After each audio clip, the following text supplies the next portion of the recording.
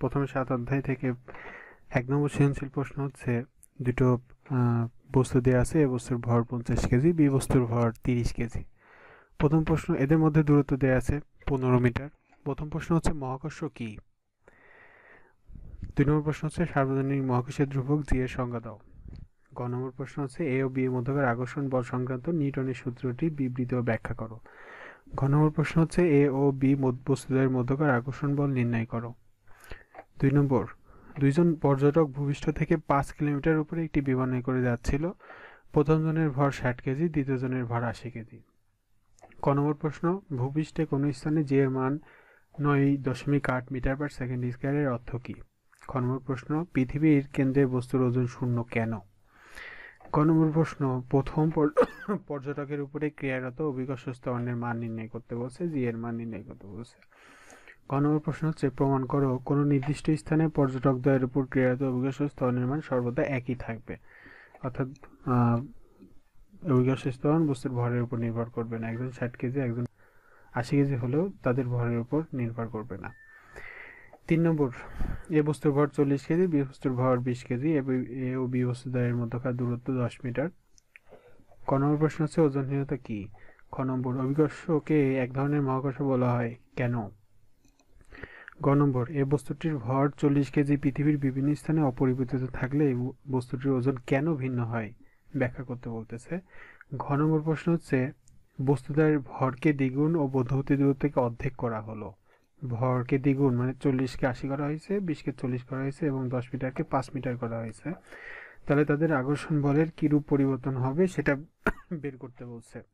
4 নম্বর প্রশ্ন, আদনানের বাসায় ফ্রিজ কিছুদিন হলো বিদ্যুৎ সংযোগ পাচ্ছে না। আদনান কারণ খুঁজতে গিয়ে দেখলো যে ফ্রিজের লাইনের ফিউজ নষ্ট হয়ে গেছে। আদনান 5 অ্যাম্পিয়ারের একটা ফিউজ তার লাগানোর পর ফ্রিজের সুইচ অন করতেই ফিউজটা আবার পুড়ে গেল। ফিউজ কি? বর্তনীতে ফিউজ কিভাবে যুক্ত করতে হয়? অ্যামিটার কি? এটা অথবা দেওয়া হয়েছে অ্যামিটার কি, এটি বর্তনীতে কিভাবে যুক্ত করতে হয়? আদনানের লাগানো ফিউজটি পুড়ে যাওয়ার কারণ কি? কিভাবে এই সমস্যা দূর করা যাবে? ঘ নম্বর প্রশ্ন হচ্ছে একটি বাড়িতে সঠিক মানের ফিউজ না লাগালে কি ক্ষতি হতে পারে আলোচনা করতে বলছে।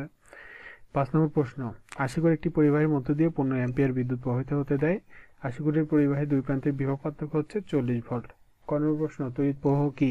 খ নম্বর, 5 অ্যাম্পিয়ার ফিউজ বলতে কি বুঝো অথবা 10 কিলো ওহম বলতে কি বুঝো?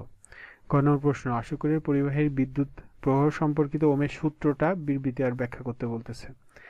ঘ নম্বর প্রশ্ন হচ্ছে উদ্দীপকের পরিবাহের রোধ নির্ণয় করতে বলছে, মানে আর এর মান বের করতে বলছে। ভি এর মান দেওয়া আছে, আই এর মান দেওয়া আছে, আর এর মান বের করতে বলছে। 6 নম্বর প্রশ্ন, আবুল সাহেব একজন কৃষক, একদিন তার হাত থেকে হঠাৎ একটি মুদ্রা সামনে থাকা গ্লাসে পড়ে যাওয়ার পর তিনি লক্ষ্য করলেন মুদ্রাটি গ্লাসের তলা থেকে অনেকটা উপরে মনে হচ্ছে। তার অষ্টম শ্রেণীতে অধ্যয়নরত ছেলেকে ডেকে বিষয়টি দেখাতেই ছেলে বলল, আলোর একটা বিশেষ বৈশিষ্ট্যের জন্য এমনটি দেখা যাচ্ছে। প্রকৃতপক্ষে এই মুদ্রাটি গাছের তলাতেই আছে। ক নম্বর প্রশ্ন, আলোর প্রতিসরণ কি? প্রতিসরণের নিয়মগুলো উল্লেখ করো। উদ্দীপকে উল্লেখিত ঘটনাটির কারণ ব্যাখ্যা করতে বলতেছে। ঘ নম্বর, আবুল সাহেব সরকি দিয়ে মাছ ধরার ক্ষেত্রে উদ্দীপকের অভিজ্ঞতা কিভাবে কাজে লাগাবে ব্যাখ্যা করতে বলছে। 8 নম্বর, এখানে একটা চিত্র দেওয়া আছে, পূর্ণ অভ্যন্তরীণ প্রতিফলনের এরকম একটা চিত্র বইতে দেওয়া আছে। চক্ষুর উপযোজন বলতে কি বোঝো? আপতন কোণ ও প্রতিসরণ কোণ কি? চিত্রে কোন রশ্মিটি সংকট কোণ তৈরি করছে ব্যাখ্যা করতে বলতেছে। ঘ নম্বর হচ্ছে আর ও রশ্মির গতিপথ চিত্র এঁকে ব্যাখ্যা করতে বলতেছে। আর ও রশ্মির গতিপথ চিত্র এঁকে ব্যাখ্যা করতে বলতেছে। 8 নম্বর প্রশ্ন, দুটো চোখ, একটা চোখ আর একটা ক্যামেরা দেওয়া আছে।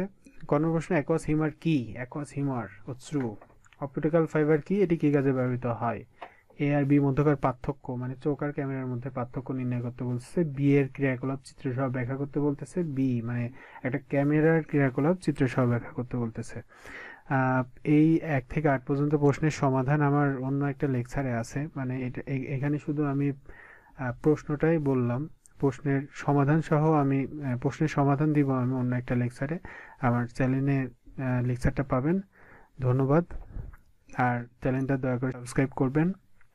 আজকে এ পর্যন্তই।